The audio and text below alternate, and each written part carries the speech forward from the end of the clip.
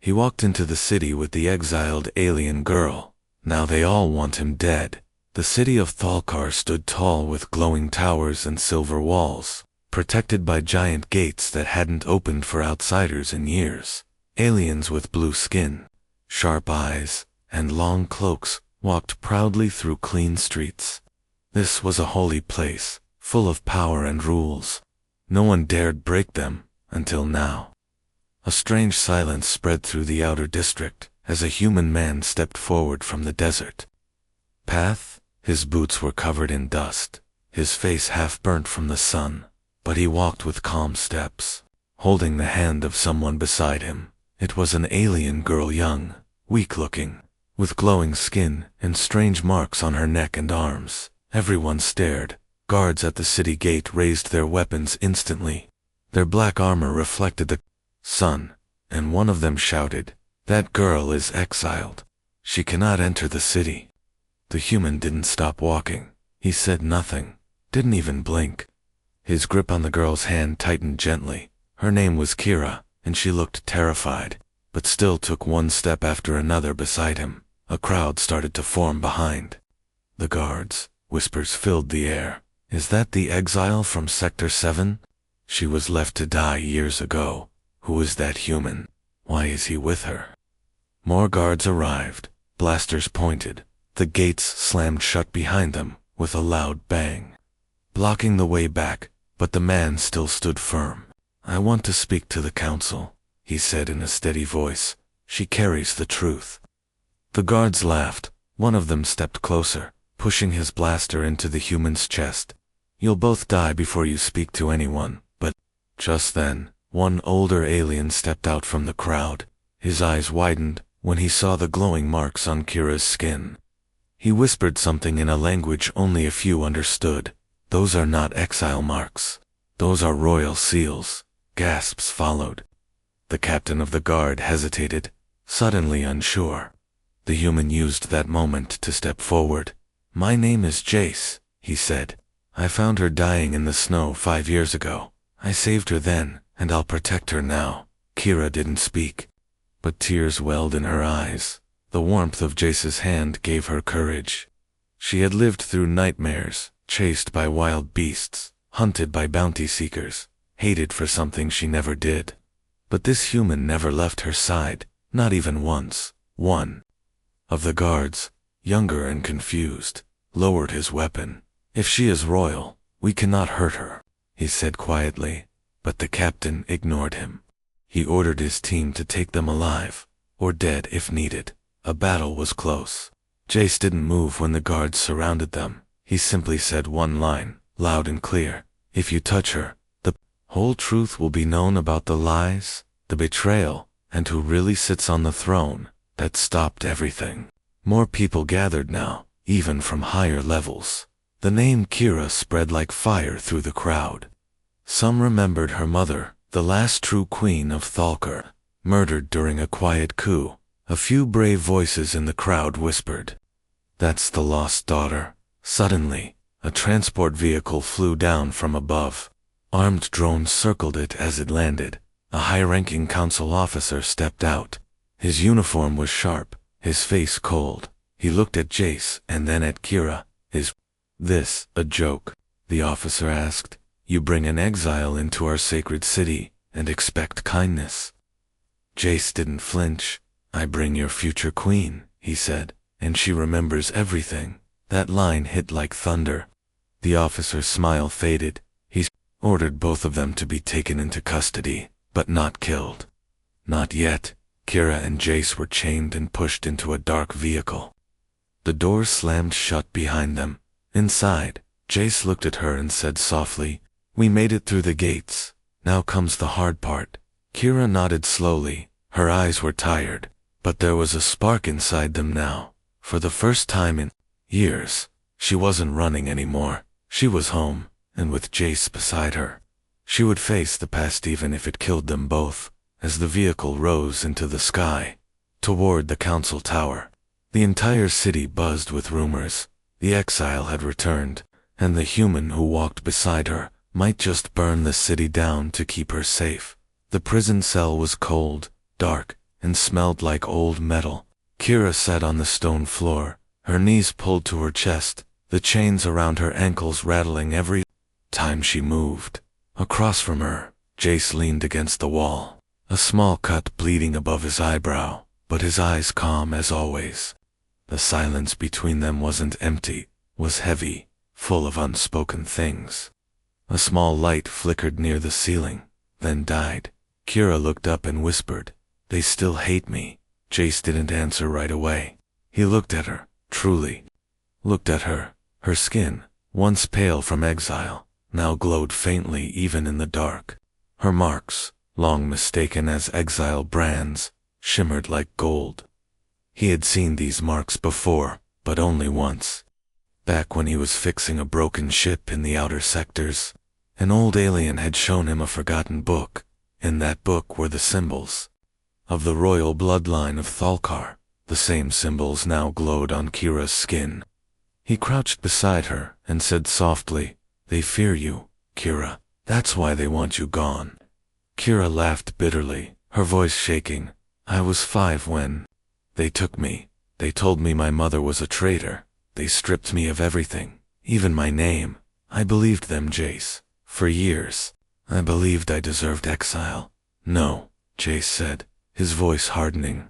"They were afraid of what you might become, so they tried to erase you." Suddenly, the door creaked open, and an old alien woman entered, wearing a healer's robe. Her face was wrinkled, but her eyes sharp. She knelt beside Kira, gently touching her shoulder. "I remember you," she whispered. "I was there the night you were born.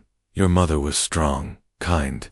She named you Kira of the Flame." Kira breath caught. "You knew her." "I served her." The healer nodded. "She died protecting the truth. You are the last of her blood, and now you return. Not by accident, but by destiny." The healer pulled out a small metal disc, pressing it to the marks on Kira's skin. The device lit up, symbols matching, confirming what no one in the city wanted to believe: she was of the royal line, pure and true. The disc beeped and projected an old image. Kira, as a baby, held by her mother, surrounded by council members, who now ruled by lies. Jace watched as Kira shook in disbelief. "They lied to the entire city," she whispered. "They called her a traitor and made me a ghost." The healer nodded. "And now they will try to kill you before this truth spreads." A guard shouted from the hallway. "Time's up." Jace stepped forward, blocking the guard's view. "Give us 1 more minute." The guard hesitated, then walked away. Kira stood, shakily at first, but stronger with every breath. Her eyes met Jace's. "You knew, didn't you? I saw the marks when I found you. I didn't know everything, but I believed in you," he said. Kira gave a small smile, the first one in days. "I want to burn this lie down, but I don't want to become like them." "You won't," Jace said, "because you care. That's what makes you different." The healer handed Kira a hidden communicator, whispering, "There are still those who believe. When the time comes, send the signal. They will rise." Jace helped Kira to the door, both of them chained, but not broken. As they walked out, the healer whispered behind them, "The flame returns to Thalkar." Outside, the guards shoved them into another vehicle, this time headed to the council tower itself. Jace noticed drones following them in the sky, watching, recording, planning, inside the vehicle. Kira leaned close to him, her voice low. "If they try to kill me, they won't." Jace cut her off. "Because I'll kill them first." Kira didn't laugh, but a quiet fire lit behind her eyes. She wasn't just surviving now. She was remembering who she was, and Jace. He wasn't just a protector anymore. He was becoming the spark that would ignite the city's buried truth. They sat in silence again, not from fear, but from preparation. The city was changing, but not in the way anyone hoped. The moment news spread that the exile had returned and that a human had walked beside Herpenick took root. The ruling council didn't debate or question. They acted, cold and fast. They declared Jace a threat to planetary security and marked him for death. Bounty posters lit up across every street corner and hollowboard. Jace's face flickered in red. Wanted, alive, or dead. Credits offered were enough to make even the most loyal guards greedy. Every bounty hunter in Thalkar sharpened their blades that night. But Jace didn't run. He stayed in the shadows, moving silently, always near Kira. Their chains had been removed, but not their danger, inside an old warehouse in the lowest district. Kira sat beside a heater coil, her fingers pressed together in thought. Since she passed through the gates, pieces of her memory had started returning. Flashes at first, a soft voice calling her name, a crown held high, the warmth of her mother's arms. But tonight, something sharper surfaced. She remembered a voice, cold and cruel, whispering in her ear as she was dragged away as a child. You are nothing now. No name, no blood, no right. That voice belonged to the man who now called himself Prime Counselor. The man who ruled with lies and fear. Jace returned just before midnight, his boots covered in dirt, a small wound bleeding on his side. 2 bounty hunters followed me through the canal tunnels, he said, tossing a scorched blaster onto the table. They won't be a problem anymore. Kira looked at him, worried, but quiet. How long can we keep running? We're not running, he said, sitting beside her. We're gathering proof. Jace pulled out a small recording chip and slid it into the projector. A hidden video flickered onto the wall, one he had stolen from a council terminal before. Escaping, it showed a secret meeting between 2 council members. They discussed the exile of Kira, calling it necessary to preserve power. One even said, if the people knew she survived, the city would burn. Kira watched, her hands shaking. They knew I lived. And they left me out there anyway. Jace nodded. They feared what you would become, before either could speak again. A loud thud hit the roof, followed by another. Then silence. Jace's eyes narrowed. He grabbed his blade and moved toward the back exit. But before he reached it, the front door exploded inward. Smoke filled the room. Kira coughed, trying to see. Blaster fire erupted from both sides. Red beams sliced through the darkness. Jace moved like a ghost, fast and deadly. His blade found targets in the smoke. 3 bounty hunters down before they could scream. But more poured in, attracted by the price on his head. Kira ducked behind crates, fear rising in her throat. But then her marks started to glow again. Brighter than before, heat filled her skin. Her heartbeat slowed, her hands lit up with soft flame. Jace was surrounded, bleeding, cornered. But then he saw Kira standing tall in the middle of the chaos, her eyes glowing gold. She raised her hands, and a wave of energy pushed outward, tossing attackers like leaves in the wind. Everything stopped. Jace stared, stunned. What was that? Kira looked down at her hands, then back at him. I don't know. They ran, escaping through a service tunnel before more hunters could arrive. The city wasn't safe anymore, not even the shadows. By morning, more rumors spread, not just of the human, but of the glowing girl with fire in her veins. Some believed she was a spirit, others said she was the heir returned. But one message was clear to everyone: Jace had become more than just a human. He was the shield, around something powerful, something dangerous. And now, the whole city wanted him dead, not for what he did, but for what he might help her become. The old sewers beneath Thalkar whispered with forgotten voices, long dead and long buried. Jace moved through the narrow tunnels with Kira close behind. The air was damp and full of rust, every step echoing like a secret, trying to escape. Above them, the city hunted, but down here, ghosts remembered everything. They had nowhere else to run. Every safe house was gone, every alley filled with eyes. The bounty on Jace had grown overnight now, worth enough to retire entire families. But the hunters weren't after just credits anymore. They wanted fame, power, a chance to be the one who took down the human ghost and the lost flame. Kira shivered but kept walking. Her skin still glowed faintly, though she tried to hide it under Jace's jacket. We can't keep hiding. she said quietly. Not like rats.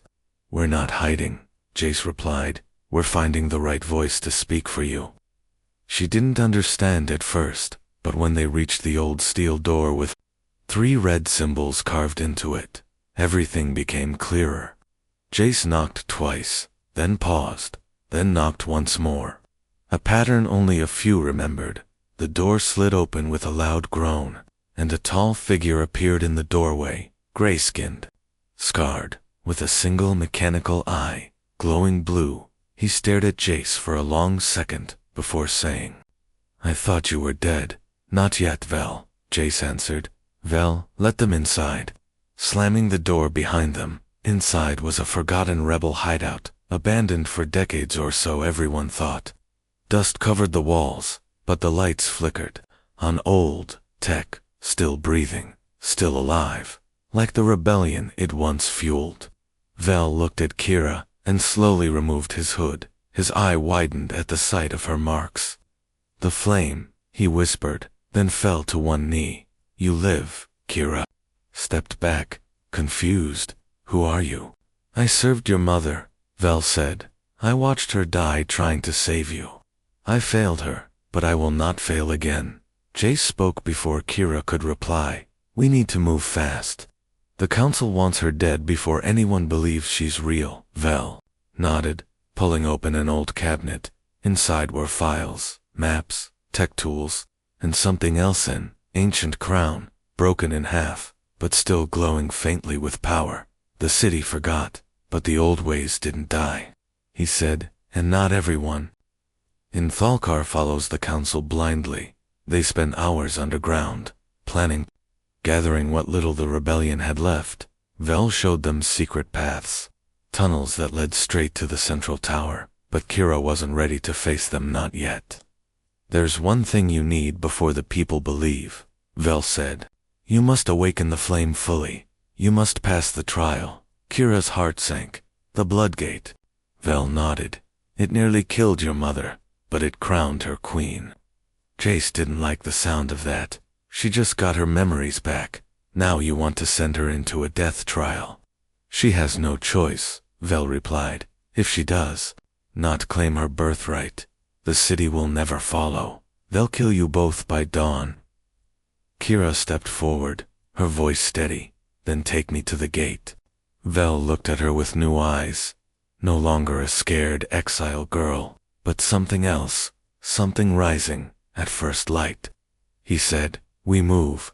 That night, while the city dreamed of executions and bounties, something ancient stirred beneath. It, the rightful heir, prepared to walk into the fire, and Jace, a man with no blood claim, no reason to stay, sat beside her, sharpening his blade, ready to walk into hell, again, not for glory, not for power, but for a girl he promised to protect, even if it killed him. In the dark of that broken rebellion base, the 3 of them sat, in silence, one once lost, one hunted, and one waiting for a war that had already begun. Above them, the council received news, the human lives, they were told, and the exile has found allies. The Prime Counselor narrowed his eyes. Then we burn the sewers, the rebels, the girl, and the man, he ordered coldly. Let no one survive. But fate had already shifted, and this time, it wasn't the council's city anymore. The mountain rose like a broken tooth from the earth, sharp and silent. Forgotten by most of Thalkar's people, but not by its history. The old maps called it Verak's Spine, but the ancient texts whispered its true name, the place of the flame. Snow fell in slow spirals as Kira and Jace stood at the base of the stone stairway, worn down by time and footsteps lost to memory. Behind them, Vel said nothing, only touched the broken crown he carried in his pack. Kira looked up at the path ahead, her breath forming clouds in the freezing air. Will it hurt? She asked, though she already knew the answer. Vel nodded. Yes, more than anything you've ever felt. It's not just a trial of the body, but of the soul. Jace adjusted the straps on his jacket, checking the old rifle slung across his back. Then I'm going with her. Vel's face tightened. You can't. No outsider has ever stepped into the blood gate and come out whole. It's not built for you. It'll tear you apart. I'm not leaving her alone, Jace replied. I've walked through worse to reach her. Kira touched his hand, her fingers cold, but firm.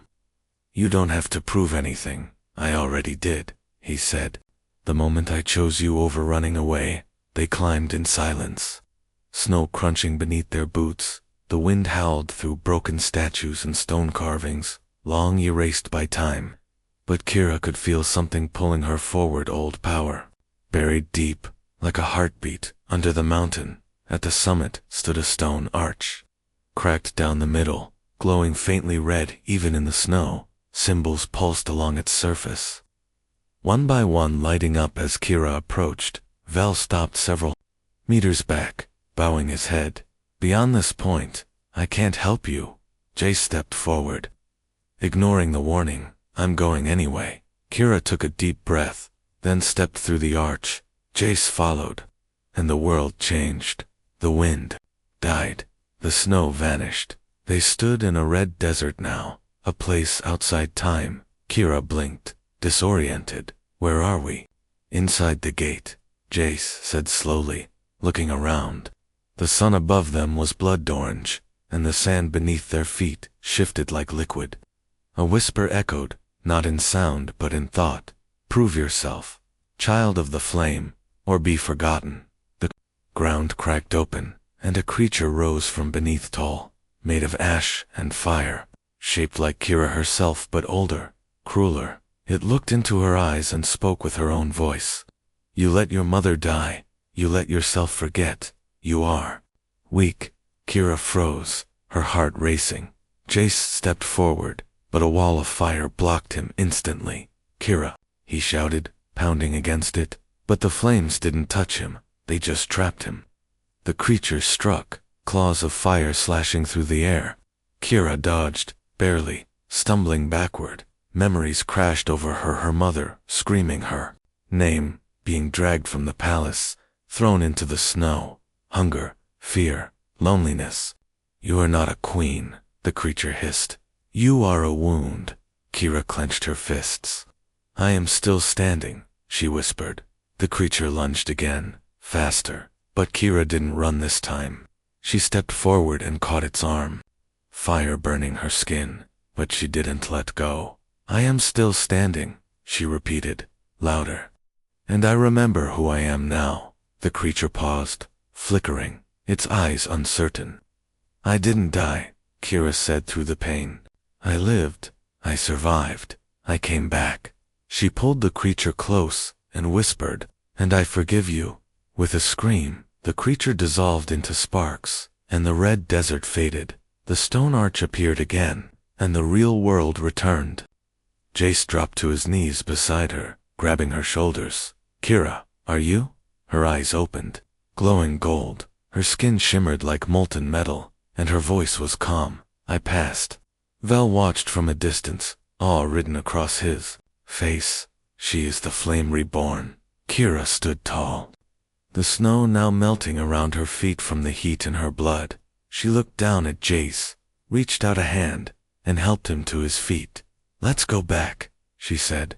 I have something to say to the people who left me for dead. And as they walked down the mountain, the sky began to shift, distant thunder rolling in from the west, as if the city itself knew the time for hiding was over. The air had returned, and she was no longer alone. The city of Thalkar didn't sleep that night. Its towers glowed brighter than usual, spotlights sweeping the streets, patrol drones swarming like metal insects. Soldiers blocked every alley, and whispers passed like wildfire. The exile girl had awakened the flame, and the human hadn't died. Instead, they were marching toward the heart of the city, step by step. Kira wore no crown, but her presence was heavier than one. She didn't speak much as they moved through the back streets, but everyone felt the shift in her, even those hiding behind. Curtains are peering from rooftops. Something in her eyes said she wasn't returning to ask for permission. She was coming to take what was stolen.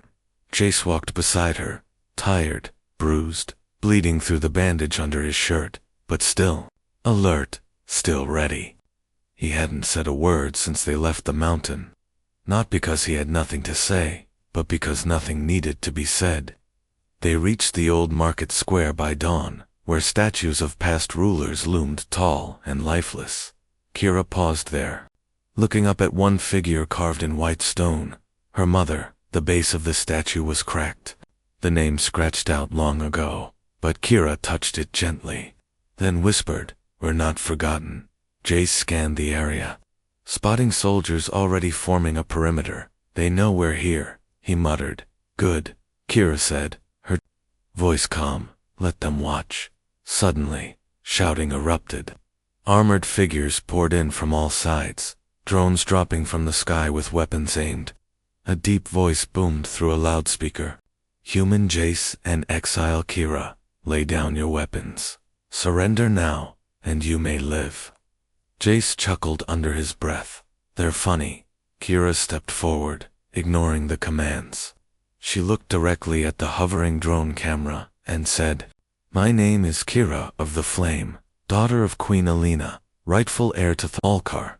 Gasps filled the air. Civilians, who had gathered quietly, now hearing her loud and clear. Screens all over the district began to broadcast her image. Someone had hacked the council's feed, and the whole city was watching. Kira continued, "You were told I died, that I was a mistake, a curse, but I lived, and now I remember." Guards began to advance, the order to fire flickering in their eyes. Jace stepped in front of her, blade drawn, his stance wide. "I don't care how many of you there are," he said. "You won't touch her." The first blaster fired, but Jace was faster. He moved like lightning, knocking the attacker flat, spinning through the chaos like a storm. Citizens screamed, some ran, others watched in stunned silence, as one human held off wave after wave of trained killers. But then something stranger happened. The guards began hesitating. Some lowered their weapons, looking at Kira. Then, at the council's emblem stitched on their chest.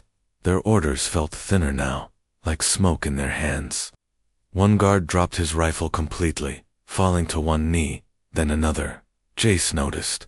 At first, they're switching sides, he muttered, breathless. Vel appeared from the crowd, flanked by former rebels, now armed and armored. "We're with you." He called to Kira, "Say the word." Kira looked around, heart pounding. She hadn't asked for followers. She hadn't planned a war, but this was a wave, and it was rising. She raised her hand not to fight, but to calm. "No more blood," she shouted. "We are not here to burn the city. We are here to wake it up." More soldiers stopped, unsure of what side they were on anymore. Then, from the tower above, a sniper shot rang out. Jace spun, just in time, catching the blast on his shoulder as he shoved Kira to the ground. Blood sprayed, and Kira screamed, grabbing him as he fell beside her. "Jace." He gritted his teeth, eyes glazed with pain, but still locked on her. "You're not done yet," he whispered.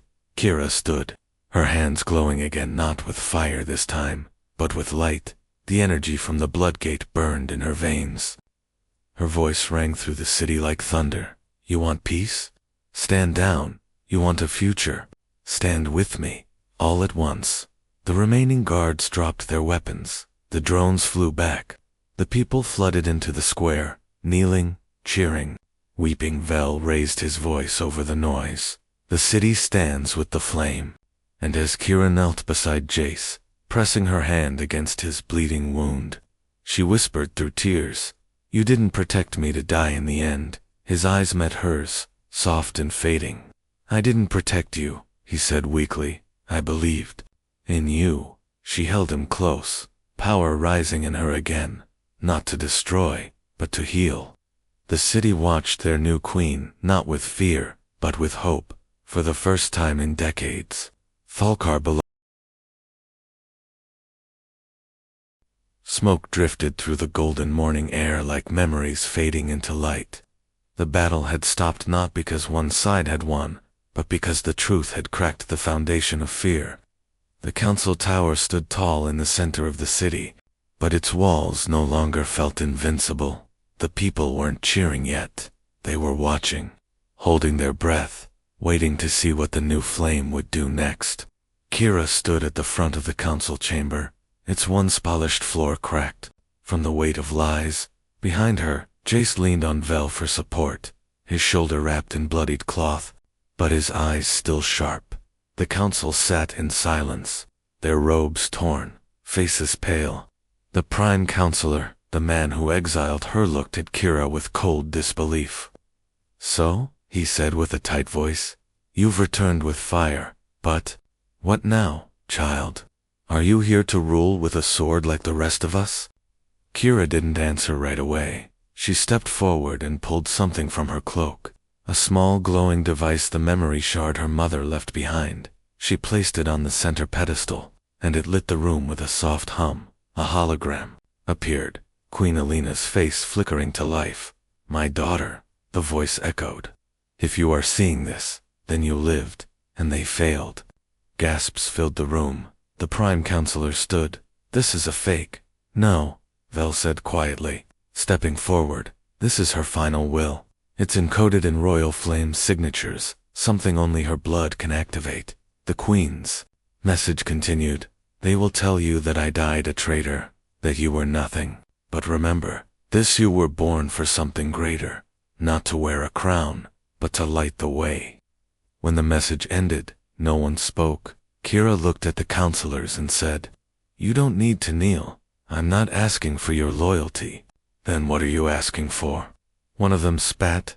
"Do you want vengeance? Punishment? War?" Jace stepped forward now, voice hoarse but firm. "She doesn't want revenge," he said. "But she will not be erased again." Kira turned to the crowd outside the shattered chamber, her voice rising. "For too long this city feared the truth. I won't force you to accept me, but I will not let you bury me." People began to move, step forward, fall to their knees, not in fear, but in respect, one after another. Voices began to chant her name, but then, one final twist came. A hidden guard, desperate and broken, raised a weapon from the shadows, aiming at her back. Jace saw him first, but his body was weak, slow, still recovering, as the guard fired. Kira turned, her hands glowing instinctively, and the blast struck her chest. Gasps erupted, screams followed, but she didn't fall. The flame absorbed the shot completely, her skin lit, like molten light, eyes golden. She walked straight to the shooter and stood over him, not with anger, but sadness. "I understand why you're afraid," she whispered, "but I won't be what they told you to hate." The man dropped his weapon, sobbing, outside the crowd, roared not in violence, but in unity. The city that once exiled her now opened its arms. Later that night, from the tallest balcony of the palace, Kira stood beside Jace and looked down at the thousands gathered below. Vel asked her quietly, "Will you take the throne now?" Kira shook her head. "No, I'll build something new. And him?" Vel glanced at Jace, who leaned against the railing, smiling tiredly. Kira didn't answer. She simply walked over, wrapped her arms around the human who risked everything for her, and whispered, "You brought me home." And as the lights of Thalkar burned bright into the stars, a new age began, not because of blood or war, but because one human believed in a girl the galaxy had tried to forget. Together,